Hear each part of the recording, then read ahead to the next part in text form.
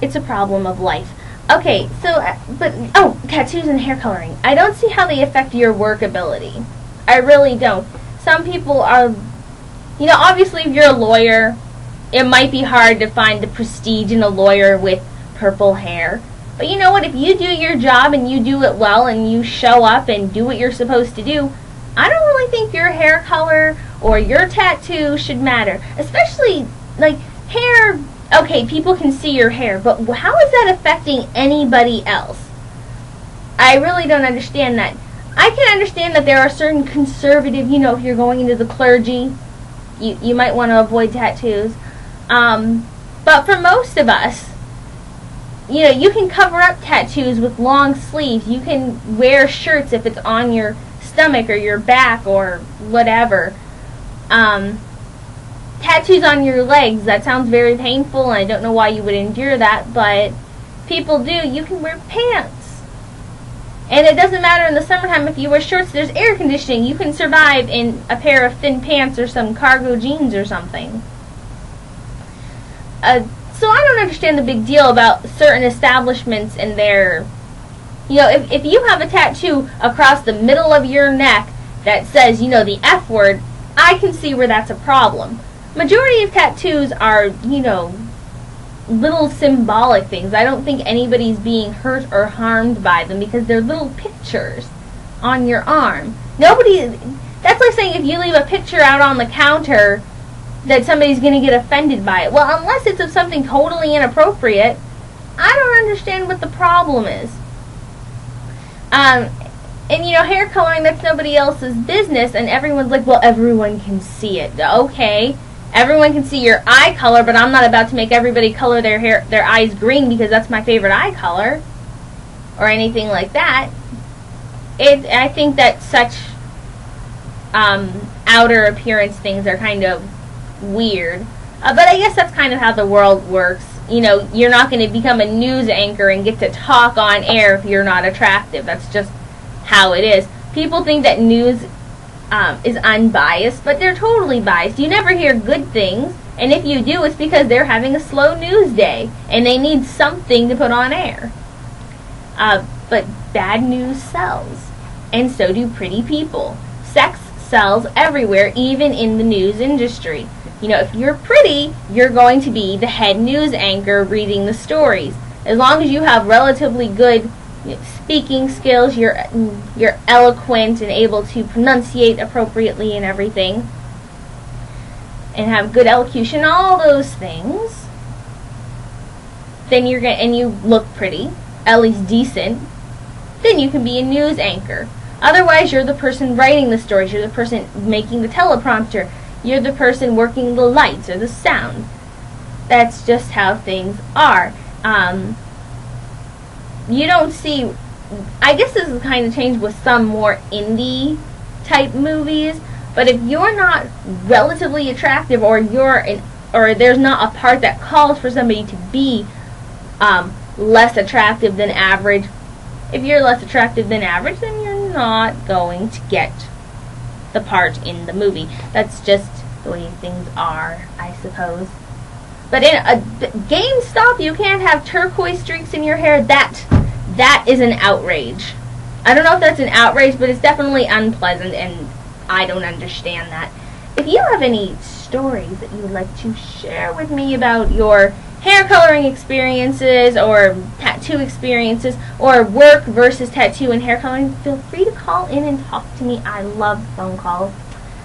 419-289-5678 or extension 5678. Speaking of tattoos, I think if you've been listening to my show for a while, you know that I've had lots of tattoo people on the show. I have no tattoos, as I mentioned earlier, because I'm a chicken, and I can't imagine anything other than my name to be worthwhile to permanently put on my body.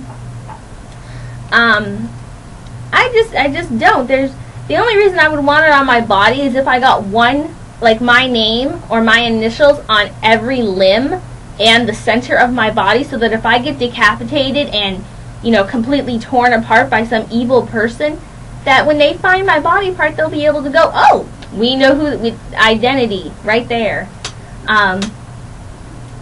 but I'm afraid of needles. I don't take pain very well. I'm kind of a pain baby.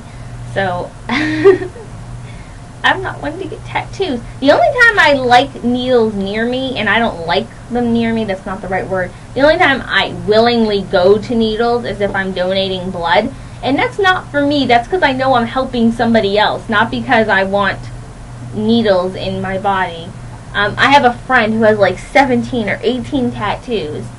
And he says that it just gets addicting. You do it once, you do it twice, and then you, like every month, you kind of want to get a new tattoo. I'm like, you're running out of body space, though. His last tattoo, I do believe, he had something re-inked or whatever because it was fading, just so that he had something done. Because he doesn't have any more arm space. He doesn't have any more, I guess he has a little bit of chest space, but he doesn't have a lot of upper chest space. And he has a tattoo on his foot. I don't know why. He has tattoos all over his neck, and I don't understand. I don't have anything against tattoos, and you know what? That's your body, and you like it. That's how you express yourself. That's great. I'm just saying I don't understand it. I like makeup. That's my choice of expression, because it gives me color, and it's on my skin, and it's vibrant or not, depending on how I put it on. But I can take it off, and you know, what if you get a tattoo done and it's poorly done? What are you supposed to do? You now have this, like, formation on your skin that is visible and bright, and you can't do much about it. But I don't understand how you count tattoos, because I've had a lot of controversy between friends about what counts as a tattoo and what doesn't count as a tattoo. You know, and you count, you know, 1 tattoo, 2 tattoo, 3 tattoo. Because if you get, like, I forget what these are called, but it's when you get your whole arm done in one pattern, like an arm armor or something like that. That's 1 tattoo, even though it takes multiple sessions to get it done. It's 1 tattoo, it's 1 design. But is that what it is? If it's 1 tattoo, is it just because it's when you get it done and the design, or is it spaces between the tattoos?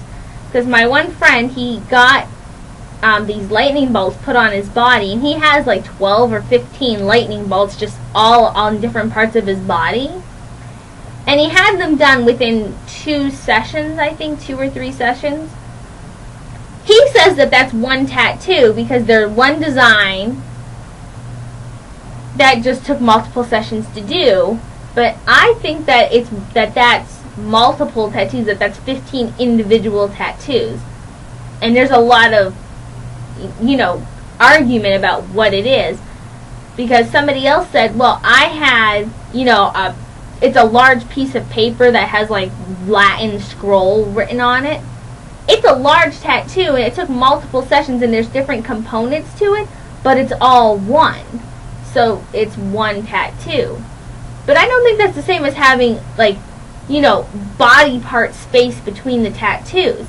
Because if you have 1 on your chest and 1 on your back, if there's no line connecting the 2 of them, I don't understand how that's 1 tattoo. I would even count that as 3, the 2 lightning bolts, and then the line as the 3rd one. That's how I would count that particular tattoo, because just because they're connected doesn't mean that they're 1 thing. Like if you have 2 magnets, if you take 2 magnets and put them together, you know, with the right electromagnetic, you know, electrostatic pressure sides, then do you have 1 magnet, or do you have 2? Because the way my friend is trying to say how tattoos are connected, it's 1 tattoo. But if I have magnets, is that 1 magnet or is that 2? I count that as 2 magnets that are connected. I don't know.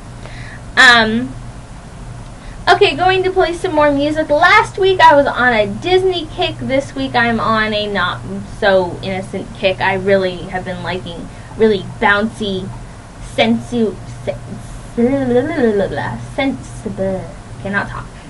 songs. I think I want to go clubbing. I haven't been clubbing since last summer, and I had so much fun, but I I've been busy and haven't been able to go. Do you guys like to go clubbing? I love to go clubbing, and I would love to do it again. I only went once, and I was like, in love, sort of.